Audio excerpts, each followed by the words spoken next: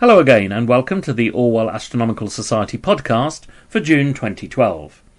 The main event this month is of course the long-awaited transit of Venus. This is the second of two transits of Venus that come along just like buses, and the next one will not be for another 105 years.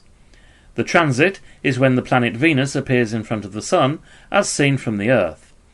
The shadow of the planet appears to flit across the Sun's surface over a number of hours. Unfortunately, the UK is not well placed to view this transit, as the transit begins in the middle of the night UK time. However, we are able to see the last hour or so. On Wednesday, June the 6th, the day of the transit, the Sun rises in Ipswich around 0437 BST, and the transit will continue until approximately 0548 BST. So if you get up nice and early and can safely see the Sun, you might have a chance to see the transit. Don't forget, you mustn't look at the Sun directly, even though it is low down. The safest way to view the Sun is to project the image from a telescope onto a piece of white card, and look at the projected image safely. Right, now on to the Moon. Full Moon this month is on the 4th of June, and New Moon is on the 19th. So the best time to look at the Moon through a telescope is between the last and first quarters, at any time from the 15th to the 24th.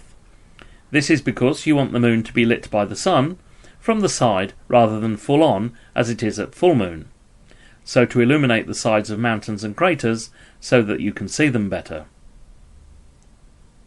Saturn and Mars are about the only planets in favourable positions to view this month, except of course Venus as we talked about before, although Mercury may be seen just after sunset at the very end of the month. The best time to see Mars is at the beginning of the month, still in the constellation of Leo the Lion, which is in the southwest, around the 1st, around 10 p.m. Saturn is still a spectacular sight throughout the month, and may be found just to the south of Mars, at roughly the same height above the horizon. It is in the constellation of Virgo, and may be found just above the brightest star in Virgo, called Spica. If you have binoculars, or a small telescope, then the rings of Saturn are a spectacular sight. You should also see the largest moon of Saturn, called Titan. There are no notable meteor showers this month. Besides, with the longer days and shorter nights, it would not be very easy to see them. And now, as usual, on to Constellation Watch.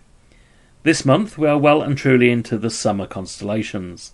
The Cygnus family, that I talked about in an earlier podcast, Lyra, Delphinus the Dolphin, and Sagitta the Arrow, and the summer triangle formed between the three bright stars Deneb in Cygnus, Vega in Lyra, and Altair in Aquila the Eagle.